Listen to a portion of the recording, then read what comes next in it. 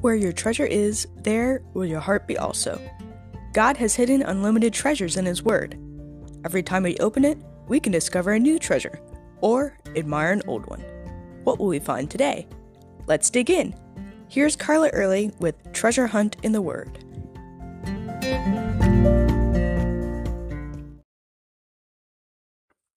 No one wants to be a forgettable face in the crowd, especially in certain circumstances. I went to a writing conference last year. I was new at this, but I knew I wanted to stand out from the other thousands of people who were there, so publishers would remember me. My mother suggested bright clothes, so that's what I packed. By the time I got there, I'd hurt my back so badly that I couldn't sit comfortably for more than 5 minutes. Yes, everyone remembered the lady in canary yellow who stood in the back of every session. That wasn't the way I necessarily wanted to be remembered, but God definitely made me memorable. He did that in Daniel's life too. When the Babylonians invaded Judah, they were told to bring back some of the king's descendants and the nobles, the young men who were strong, healthy, good-looking, smart, and wise, to train in Babylon. Daniel and his friends were part of that group, so he already stood out among his peers. But remember, the Lord sees not as man sees, for man looks on the outward appearance, but the Lord looks on the heart.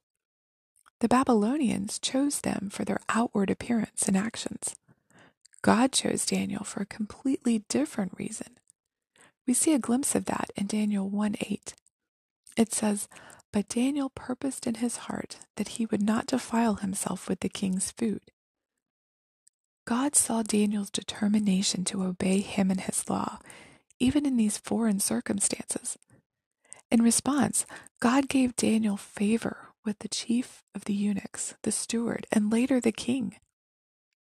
He gave Daniel and his friends the knowledge, skill, and wisdom that they needed to stand out in their situation, so that when the king interviewed them, not only did they stand out in the group of captives, but the king found them 10 times better than the magicians and the astrologers that he already had.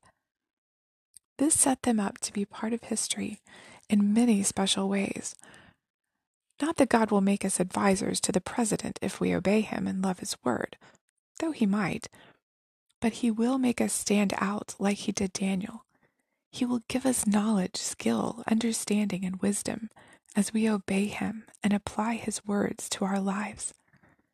As Daniel wrote, "Those who are wise shall shine like the brightness of the firmament, and those who turn many to righteousness like stars forever and ever." Yes, people will notice when we stand up for what we believe, as Daniel did. People will see the light of Christ shining forth from us as we live the way we believe.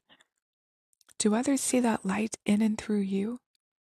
Where is God calling you to stand out in your circumstances this week? You can contact us at treasurehuntintheword@gmail.com. Also, if you'd like to share a treasure God has given you by doing an episode, please contact us. You can listen to other episodes on our website, which you'll find in the description below. Thanks for listening, and remember, where your treasure is, there will your heart be also.